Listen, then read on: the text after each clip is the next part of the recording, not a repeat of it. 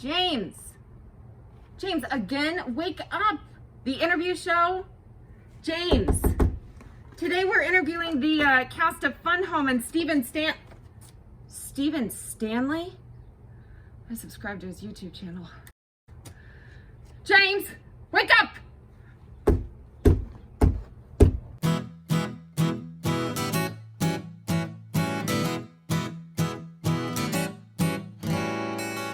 It's a new day filled with possibilities, a chance encounter today. The chance to tell you all about my favorite things, musicals and plays. You wanna meet me outside, but I'm spending my time rehearsing 12 hours a day.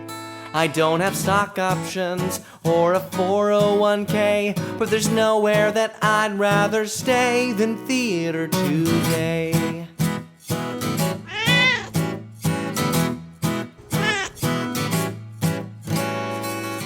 It's a new day filled with opportunities to play pretend on the stage. Hey, folks, wish we could hug. Not today. Hopefully someday. While there's sunshine outside, I'd rather spend all my time in darkness rehearsing my death, or something equally sad, repeating for hours, cue after cue. There's nothing that I'd rather do than theater with you.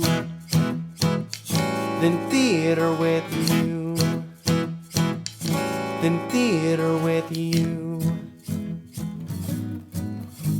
It's true, I love theater with you.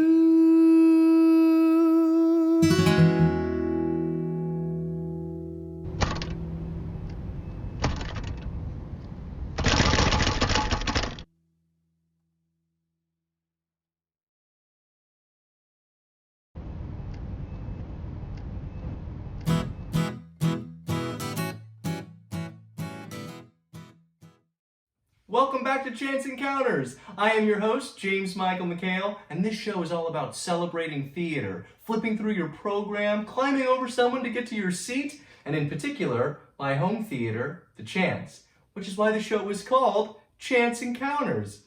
I personally wanted to call it So You Think You Can Chance. Fox is surprisingly quick with their cease and desist orders. Are you a fan of Twitch? Twitch? Like twitching? The dancer! Twitch!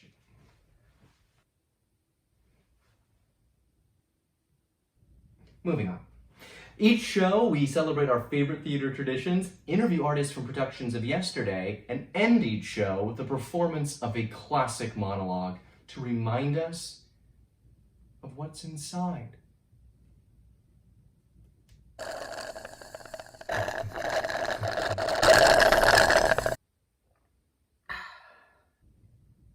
Can't wait.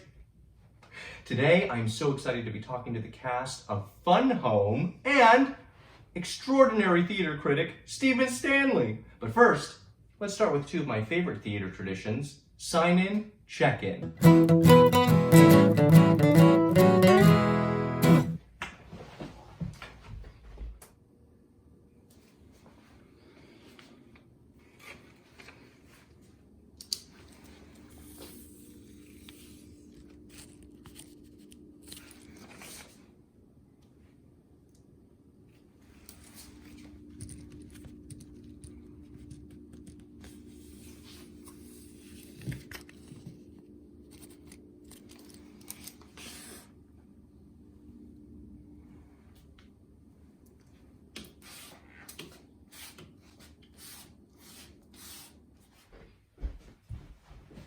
And now, check-in. Our moment to be seen and heard by the ensemble.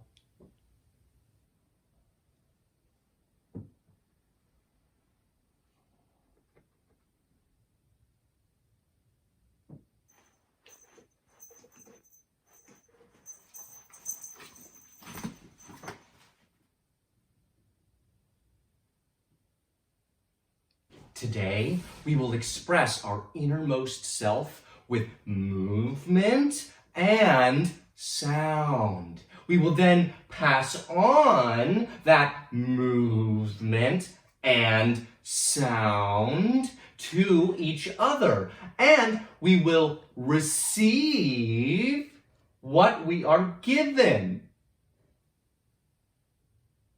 I'll start. And then you send it back. Yeah?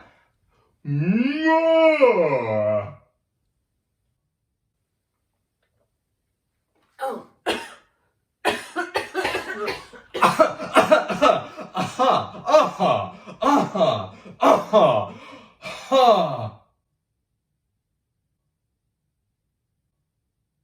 I feel like we've never been closer.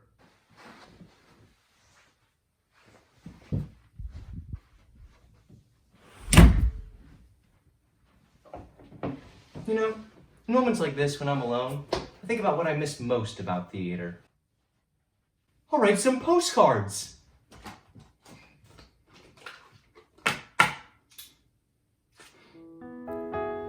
I miss you. Chance Theater impressively long pre-show speech, and the gift of an extra 18 and a half minutes to get ready after the stage manager has already said places. I love your cutting-edge technical references to Blackberries, a gadget so fresh and new, the millennials in the audience think you're talking about fruit. They'll catch up eventually. Wish you were here.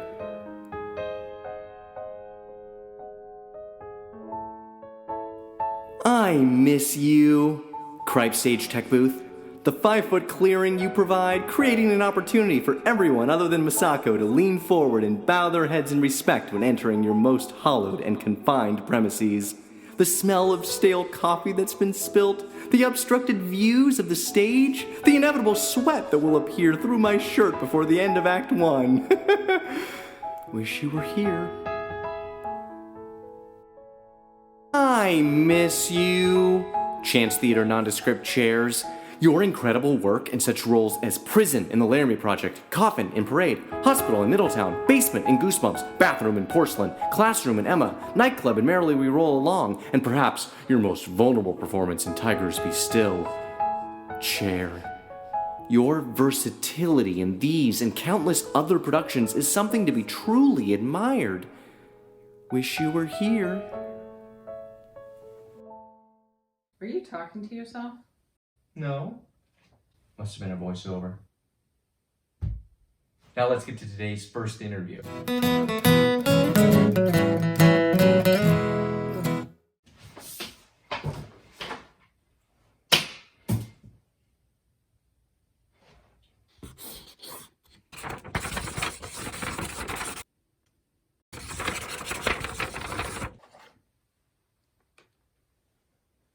Hey y'all! Thank you so much for joining me today. I'm so excited to chat with you. And first off, congratulations on an incredible show. I mean, it was OC Theater Guild recommended, LA Ovation recommended, and LA Times Critics' Choice. I mean, just an incredible production. What was the first thing that you connected to with your character? For me, I think I really connected to Medium Allison's like want to be social and talk to people, but when she goes to do it, the anxiety just kind of takes over her and it's like, oh, never mind, like I'm actually okay, I don't need to be social today. But for me, that was super easy to connect with to Medium Allison and really helped me decide quickly how I wanted to play her, because her anxiety and social events I really relate to. It's a rare father-daughter piece. That's the central relationship. Allison trying to reconcile her relationship with her father. I have a daughter. She's our only child, and so that just kind of resonated with me. I come from this show from a different perspective because I am gay, and so it's almost like the story I identify with most is the story of my daughters. But because I've lived that story, I actually had a really supportive mother and father. And it makes me think about the representational versus transformational aspect of theater, right? So for me to transform to Helen and to really to dive into the story of the mother who can't grapple with her life. I always connected with all of the bits and pieces of the Allisons. So it just made me, I'm just so grateful that I got to help tell the whole story. I want to know about the airplane moment. Did Bruce ever drop you? Think he's out. No, we did really well, and like I would always get a little nervous for airplane because I sometimes would have to sing, not just like one note, but I had done airplane before, so when the very first time we did it, it went really smoothly and it was nice and easy. But there were like times when it would be harder, and especially during Tech Week when they would say hold, and I was in airplane. I'm like, yeah, I'm not gonna wait like 3 minutes in airplane. That was a Hey, blast. James, here's a fun fact. There's an alternate ending where Medium Allison had Small Allison in the airplane mode. Yeah, and we did They it the first changed it right preview. before night. Yeah. We had practiced it and we For the did it in the finale. first preview in the finale, and then it was cut after the first preview. Mario was Yeah. like, "No, we're changing it." So I was carried a lot more, and then they took out pretty much all of it. What was a favorite moment or a favorite song that you had from the show? Or was there a moment that when you did eventually close after the extension that you had a hard time saying goodbye to? the finale was performing the finale because I was a fan of Fun Home, before. I still am, but I was a fan of Fun Home before I was able to be in it. And I think every actor, in musical theater has this thing where you hear that one song, it's like, if I just get to perform that song one day, I would be so happy. It's probably, I have to say that's my favorite moment as well. And I have to say that just technically, they're vocally, the way Maddie's and Ashley's and Holly's voices worked together, listening to them, the others of us, Jen and I may have had this conversation. We were like, they are gonna kill it. What was your least favorite moment that you had to do over and over again? I have one. Oh, please. I had to move every piece of furniture right before Days and Days. I had to move all of the furniture all over the place. Yeah. And it was right after my last huge fight with Bruce, where I was just like shaking. And forever in rehearsals, I would just walk off stage and I was just like, ugh. And then I'd just be standing there and be like, oh, I gotta do the thing. I gotta go move all the furniture so I can do my next scene. And I finally found a way to use it. Like, I was like, okay, now I have to clean this house right now. Like, I have to have all this going on and I have to take care of this house. And so I just put that into the scene. And then it actually worked for me. Holly, you performed in the show before. Have you just perfected this niche of popping out of coffins and singing pop songs now? Fun Home was not my first show. I was actually in a coffin. I What? realized. Isn't something people normally say. I was in Oliver. I was the understudy Oliver, and I played another character, and I got to perform, and I got to be in a coffin as well. And so I think that's really funny that like I've been in a coffin technically in 3 shows. That's amazing. I specifically want to give a shout out to the production design team. I thought that the space that they created for us to tell the story in was perfect. And by the design, by wrapping the design all the way around the audience, it brought us all into the same world. It was so rewarding getting to be so close to the audience and getting to hear and feel and see the reactions and emotions, and a lot of audience members really trying to process that, because you only get to experience that in intimate theater like that in the round, which at least in my career so far doesn't happen often. At Chance, in this production, everything came together to allow you as an artist to have the fulfillment of that, like Ron said, like knowing that it was all working. Like people kept asking me, how's it going? I'm like, I'm so artistically fulfilled right now. Sounds like you all,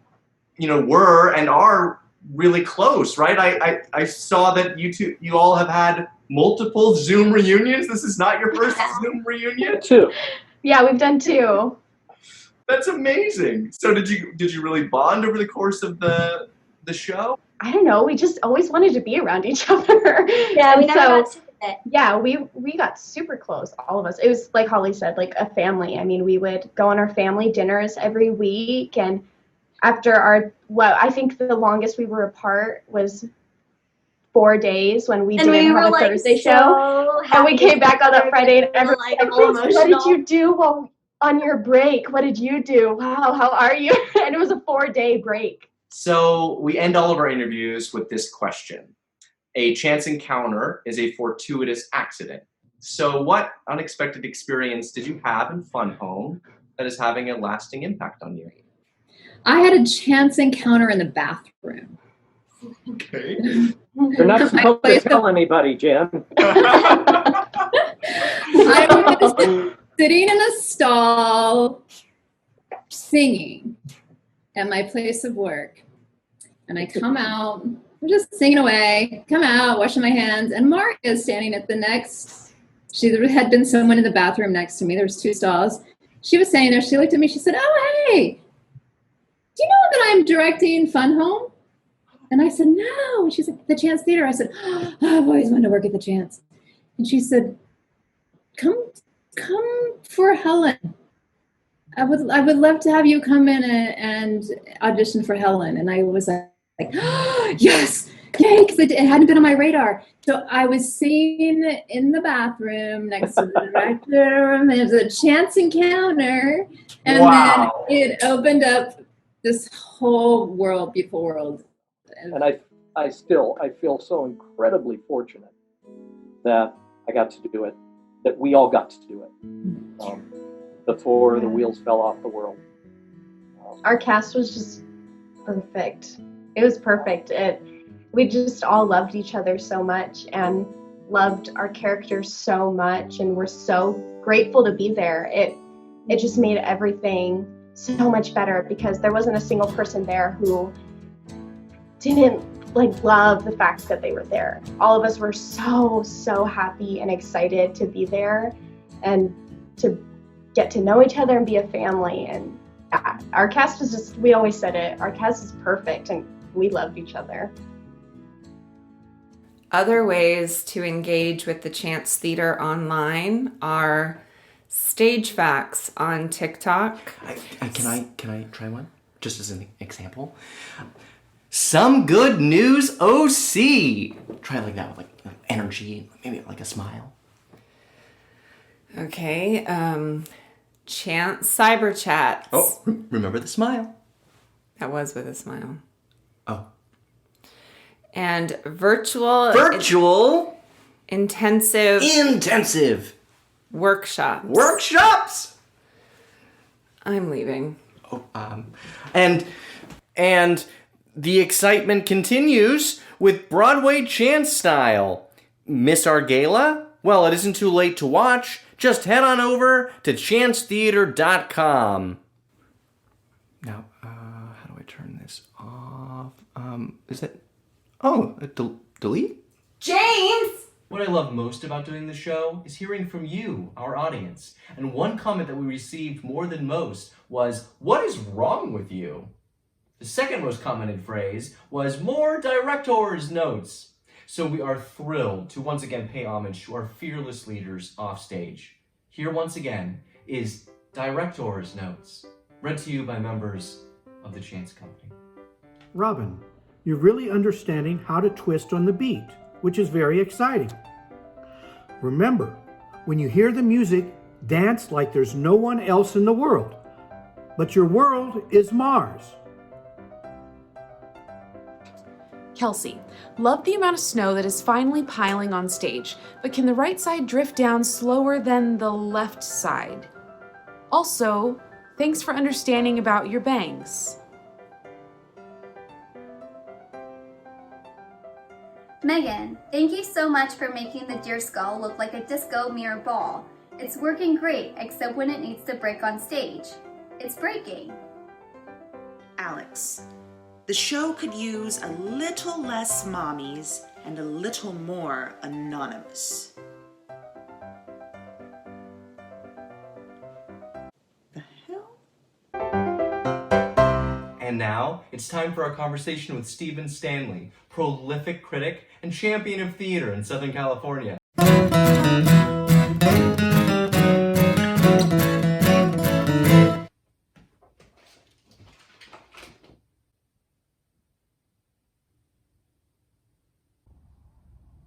Hey, Stephen! Hi, James. How are you doing today? I'm good. How are you doing? I'm doing just great. I'm here in my kitchen in Alhambra and excited to chat with you about theater and chance and stage scene LA and anything else you want to know. So you've still been writing a lot, right? You've written over 120 flashbacks. 133 today, number 133 today. So I realized, obviously it wasn't right at the beginning because it was probably about the beginning of the third month. And I suddenly realized, wow, I think I'm going to write about shows from the past. So I started going year by year from 2007 to 2019, 12 years. And I went, 12 flashbacks and another 12, another 12, another 12. So how many, on average, how many shows do you review a year? It's over 100, right? Well, it's now it's 225, but at one point it was actually about 280. I don't know. I honestly don't know how I did it. There were months back there around 2010-ish. Some months I reviewed 30 shows, and now I've been much more selfish about my own free time, and so I've cut it down to about 20 a month. Oh, so when did the WOW begin? When you started StageSceneLA.com in 2007, right? 2007. I had been an Ovation voter for 2 years, and for whatever reason, the LA Stage Alliance did not give me a third year. So I was very spoiled at seeing 200 shows my second year, and it took me about 36 hours to get out of my funk, and it suddenly occurred to me I can create a website. So I went online and found the software, and I created my website, and I had enough contacts among theater people to get invited to shows, and the website grew and grew, and I guess the rest is history. But I grew up going to the theater. I grew up seeing shows with my grandmother and my grandfather and my mom at the LA Civic Light Opera, which then moved to the Dorothy Chandler Pavilion. We were Amundsen subscribers from the beginning, so I always saw theater, and I saw a few shows a month during the 90s. I would say a few shows a month, but then around the time that Gold Star came, I suddenly realized, oh my gosh, there's a whole lot more that I haven't seen, so that I didn't realize was there. What led you to The Chance? How did you find us originally? Did we invite you to a show? I was in an acting class back in 2003, and my friend Barry Saltzman, who was in the class, who's also an actor, knew one of the cast members of Chance Theater's It's a Wonderful Life. So I'm thinking that was probably December of 2003 that I saw my first Chance show. And I just thought this was an incredible gem of a theater. So I started going to Chance Productions in the early days, like before you were there. Chance always did 2 shows in rep. So they would do 2 shows on the same set or a modified set. And that I found really exciting, because some of the best shows that they did, for example, one of the best Rabbit Holes that I ever saw with Jennifer Ruckman and Karen Webster. I love The Chance. I love The Chance. You write as well, not only reviews, but you've published books. You have a book. Well, I published a novel. Yeah. I did. It is available. It's still available on Amazon. It's a novel that was based on some of my own experiences and the experiences of people that I knew as American and French teachers in Morocco in the early 1970s. Kind of a depiction of what it was like to be a high school teacher in a very different country, a very different culture. For all of us teaching with Moroccan colleagues. And that's how I got into teaching English as a second language. That's how I really got into languages. There was a time in Morocco that every day I would be speaking English, French, Spanish, and Moroccan Arabic with somebody. Incredible. You speak all of those languages? Well, I still speak. I don't speak Moroccan Arabic anymore, but if I need to speak French or Spanish, I can. And then I spent the 80s learning Japanese. So these are all weird. They're like bringing up memories that I haven't thought of for years and years. But yeah, that's incredible. That people don't know about me. Yeah, I love it. I love learning about this. My next endeavor is going to be working one-on-one especially with actors who've come from other countries and have learned English as teenagers or adults and have an accent that's maybe getting in their way of booking roles, of sounding fluent. So I have an action reduction website up, thestephenstanley.com, and you'll be hearing much more about that as I plunge into this new one-on-one aspect of my teaching, because I'm the only person I know that has acted, that is an English as a second language teaching expert, somebody who also is knows a lot about English language phonetics, and I've reviewed so many performances that I know what makes a good show. I have like 50 videos on YouTube that are for students who are all around the world who are learning English and have trouble with pronunciation. It's something that a lot of teachers don't focus on. So anybody who wants free accent help, check out Stephen Stanley Accent Reduction on YouTube. Amazing. So we end all of our interviews with this question. A chance encounter is a fortuitous accident. So what unexpected experience have you had recently or in your years of theater that has had a lasting impact on you? Okay, well, this goes back to 2003, or is it? No, 2005. Went back to 2005, and I was doing some acting at that time in small theaters and taking acting classes. And one of the things that I did as an actor was go to workshops that were at the Celebration Theater in West Hollywood. They were workshops by Playwright Six, which was a group of playwrights whose works in progress they would bring new scenes of to weekly get-togethers, and a group of actors who were assembled there would do cold readings of their works and then critique them. To make a long story short, I was sitting next to a playwright, I think it was Amy Heidish, who said to me, "You see so many shows. Are you an Ovation voter?" And I said, "No. Could I be?" And she said, "Yeah, you act. Why don't you send in your application?" If she hadn't said that to me, I would not have applied to the Ovations to become a voter. I would not have become a voter. They would not have turned me down for a third year. I would not have created Stage Scene LA, and I would not be here today. So thanks to one chance encounter, one little remark. Are you an Ovation voter? I guess the rest is history. Hey folks, I'd like to take a minute to talk about why we do this. As a nonprofit theater, the chance exists to serve our community. Please consider making a tax-deductible donation of any size by going to chancetheater.com/hearme. Due to the ongoing health concerns and state mandates, the theaters announced the cancellation of Little Women, the musical. Help us get through this unprecedented time.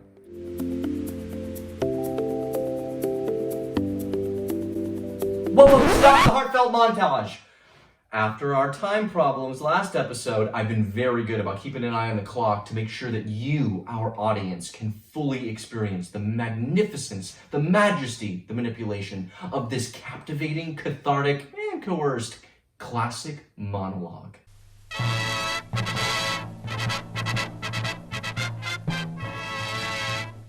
If you please. Tomorrow and tomorrow. Midge.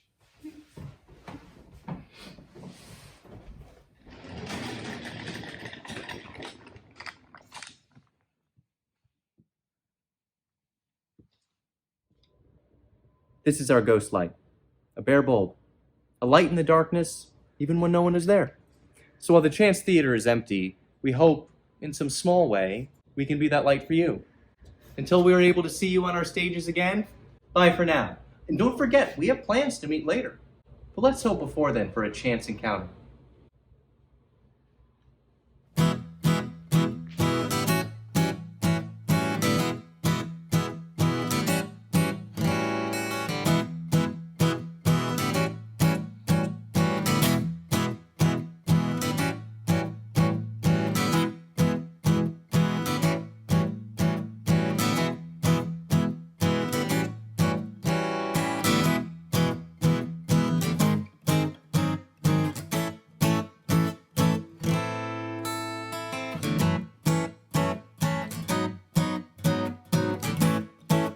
James, can we please get out of your bathroom now? You know a method.